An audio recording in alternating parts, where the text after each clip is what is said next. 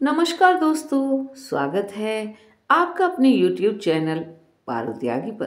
तो दोस्तों, आप सभी को अहोई माता अहोई अष्टमी की शुभकामनाएं। आइए आज हम सुनते हैं अहोई माता की पावन कथा, जिसे सुनने मात्र से ही सभी माताओं को उनके संतान की सुख समृद्धि बनी रहती है, उनके संतान की आयु लंबी होती है। प्राचीन समय में एक नगर में एक साहूकार रहा करता था, जिसके 7 लड़के थे। दीपावली से पहले साहूकार की पत्नी घर की लीपापोती के लिए मिट्टी लेने खादान में गई और कुदाल से वह मिट्टी खोदने लगी। उसी जगह एक सेहे की मांग थी। साहूकार की पत्नी के हाथ से कुदाल सेहे के बच्चे को लग गई, जिससे उसका बच्चा मर गया। अब साहूकार की पत्नी को इससे बहुत दुख पहुंचा और वह पश्चाताप करती हुई अपने घर को लौट आई। इस घटना के कुछ ही दिनों बाद उसके बेटे की भी मौत हो गई। फिर अचानक दूसरा, फिर तीसरा और साल भर में उसके 7 बेटे मर गए। एक दिन उसने अपने आस पड़ोस की महिलाओं को विलाप करते हुए बताया कि उसने जानबूझकर कभी कोई पाप नहीं किया, लेकिन एक बार खदान में मिट्टी खोदते समय अनजाने में उससे एक सेहे के बच्चे की हत्या हो गई थी और उसके बाद उसके 7 बेटों की मौत हो गई। सभी औरतों ने मिलकर साहूकार की पत्नी से कहा कि यह बात बताकर तुमने जो पश्चाताप किया है, उससे तुम्हारा आधा पाप नष्ट हो गया है। तुम उसी अष्टमी को भगवती माता पार्वती की शरण लेकर सेहे और सेहे के बच्चों का चित्र बनाकर उनकी पूजा अर्चना करो और क्षमा याचना भी करो। ईश्वर की कृपा से तुम्हारा पाप दूर होगा। अब तो साहूकार की पत्नी ने उन औरतों की बात को मानकर कार्तिक मास की कृष्ण पक्ष की अष्टमी को व्रत रखकर सेहे के बच्चे और सेहे का चित्र बनाकर उनका व्रत पूजा अर्चना पूरे मन भाव से की और क्षमा याचना की। फिर वह हर साल नियमित रूप से ऐसा ही करने लगी। फिर धीरे धीरे उसके बाद उसे 7 पुत्रों की प्राप्ति हो गई। हे अहोई माता, जैसे उसको दिया ऐसे ही सबको देना। जो भी इस कथा को पढ़ते सुनते हुंकारा भरे, उसके बच्चों की आयु लंबी करना। बोलिए अहोई अष्टमी माता की जय हो। अहोई अष्टमी व्रत पर भगवान हनुमान जी की ये कथा अवश्य ही सुने। इस कथा को सुनने मात्र से ही संतान सुख की प्राप्ति होती है। तो आइए शुरू करते हैं। बोलिए जय श्री राम, जय हनुमान। व्यास जी ने कहा कि एक बार नैमिषारण्य तीर्थ में 80,000 मुनि इकट्ठे होकर पुराणों के ज्ञाता श्री सूत जी से पूछने लगे कि हे महामुने, आपने हमें अनेक पुराणों की कथाएं सुनाई हैं। अब कृपा करके हमें ऐसा व्रत और कथा बताएं जिसके करने से संतान की प्राप्ति हो तथा मनुष्य को रोग शोक अग्नि सर्व दुख आदि का भय दूर हो, क्योंकि कलयुग में सभी जीवों की आयु बहुत कम है। फिर इस पर उन्हें रोग चिंता के कष्ट लगे रहेंगे तो फिर वह श्री हरि के चरणों में अपना ध्यान कैसे लगा सकेंगे। तब श्री सूत जी बोले, हे मुनियों, आपने लोक कल्याण के लिए बहुत ही उत्तम बात पूछी है। एक बार युधिष्ठिर ने भगवान श्री कृष्ण से लोक कल्याण के लिए यही प्रश्न किया था। तब भगवान श्री कृष्ण और युधिष्ठिर का संवाद मैं तुम्हारे सामने कहता हूँ, ध्यानपूर्वक सुनो। एक समय पांडवों की सभा में श्री कृष्ण जी बैठे हुए थे। तब युधिष्ठिर ने भगवान श्री कृष्ण से प्रश्न किया कि हे प्रभु नंद नंद गोविंद, आपने मेरे लिए अनेक कथाएं सुनाई हैं। आज आप कृपा करके ऐसा व्रत या कथा सुनाएं जिसके करने से मनुष्य को रोग चिंता का भय समाप्त हो जाए और उसको पुत्र की प्राप्ति हो। हे प्रभु, बिना पुत्र के जीवन व्यर्थ है। पुत्र के बिना मनुष्य नरकगामी होता है। पुत्र के बिना मनुष्य पितृ ऋण से छुटकारा नहीं पा सकता और ना ही उसका पुनग्र नामक नरक से उद्धार हो सकता है। अतः पुत्रदायक व्रत बतलाएं। तब श्री कृष्ण भगवान बोले कि हे राजन, मैं एक प्राचीन इतिहास आपको सुनाता हूँ, आप उसे ध्यानपूर्वक सुनो। कुंडलपुर नामक एक नगर था। उसमें नंदा नामक एक ब्राह्मण रहता था। भगवान की कृपा से उसके पास सब कुछ था, फिर भी वह बहुत दुखी था। इसका एक कारण था कि ब्राह्मण की स्त्री सुनंदा के कोई संतान न थी। सुनंदा पतिव्रता थी, भक्तिपूर्वक श्री हनुमान जी की आराधना करती। मंगलवार के दिन व्रत करके अंत में भोजन बनाकर हनुमान जी को भोग लगाने के बाद स्वयं भोजन करती थी।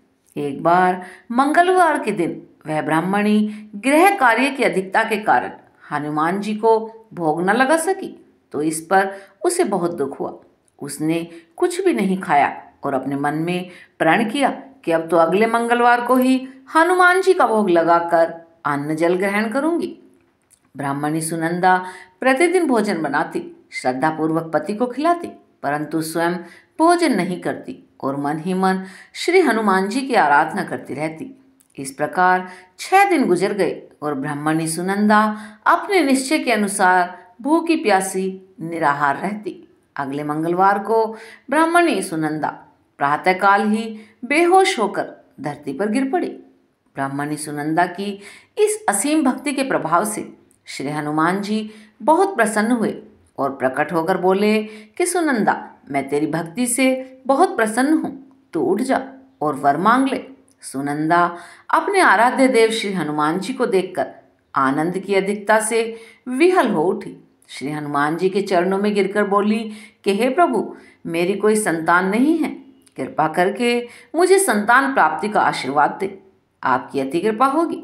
श्री महावीर जी बोले, तेरी इच्छा पूर्ण होगी, तेरे एक कन्या पैदा होगी, उसके अष्टांग प्रतिदिन सोना दिया करेंगे।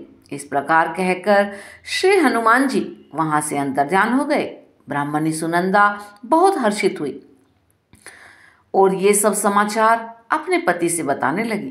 तब ब्राह्मण देव कन्या का वरदान सुनकर कुछ दुखी हुए, परंतु सोना मिलने की बात सुनी तो बहुत प्रसन्न हो गए। विचार किया कि ऐसी कन्या के साथ तो मेरी निर्धनता भी समाप्त हो जाएगी। श्री हनुमान जी की कृपा से वह ब्राह्मणी गर्भवती हुई और 10वें महीने में उसे बहुत ही सुंदर पुत्री प्राप्त हुई। यह बच्ची अपने पिता के घर में ठीक उसी तरह बढ़ने लगी जिस प्रकार शुक्ल पक्ष का चंद्रमा बढ़ता है। 10वें दिन ब्राह्मण ने उस बालिका का नामकरण संस्कार कराया। उसके कुल पुरोहित ने उस बालिका का नाम रत्नावली रखा, क्योंकि वह कन्या सोना प्रदान किया करती थी। इस कन्या ने पूर्व जन्म में बड़े ही विधान से मंगल देव का व्रत किया था। रत्नावली का अष्टांग बहुत सा सोना देता था। उस सोने से नंदा ब्राह्मण बहुत ही धनवान हो गया। अब ब्राह्मणी भी अभिमान करने लगी।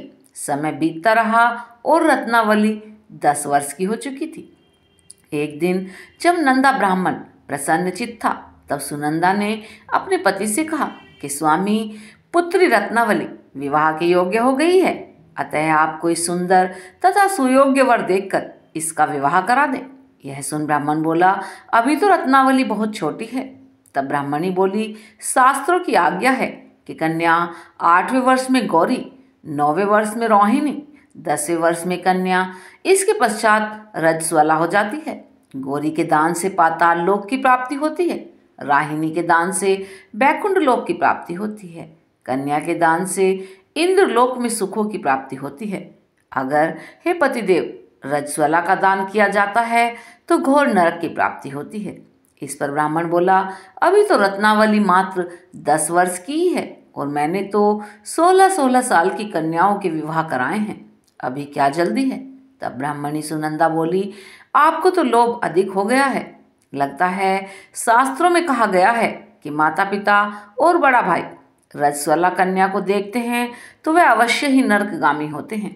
तब ब्राह्मण बोला, अच्छी बात है, कल मैं अवश्य ही योग्य वर की तलाश में अपना दूत भेज दूंगा। दूसरे दिन ब्राह्मण ने अपने दूत को बुलाया और आज्ञा दी कि जैसी सुंदर मेरी कन्या है वैसा ही सुंदर वर उसके लिए तलाश करो। दूत अपने स्वामी की आज्ञा पाकर निकल पड़ा। पंपई नगर में उसने एक सुंदर लड़के को देखा। यह बालक एक ब्राह्मण परिवार का बहुत ही गुणवान पुत्र था। इसका नाम सोमेश्वर था। दूत ने इस सुंदर व गुणवान ब्राह्मण पुत्र के बारे में अपने स्वामी को पूर्ण विवरण दिया। ब्राह्मण नंदा को भी सोमेश्वर अच्छा लगा। फिर शुभ मुहूर्त में विधि पूर्वक कन्यादान करके ब्राह्मण ब्राह्मणी संतुष्ट हुए, परंतु ब्राह्मण के मन में तो लोभ समाया हुआ था। उसने कन्यादान तो कर दिया, पर वह बहुत खिन्न भी था। उसने विचार किया कि रत्नावली तो अब चली जाएगी और मुझे इससे जो सोना मिलता था अब वो नहीं मिलेगा। मेरे पास जो धन था कुछ तो इसके विवाह में खर्च हो गया, और जो शेष बचा है वह भी कुछ समय बाद पर समाप्त हो जाएगा। मैंने तो इसका विवाह करके बहुत बड़ी भूल कर दी। अब कोई ऐसा उपाय हो कि रत्नावली मेरे घर में ही बनी रहे, अपनी ससुराल न जावे।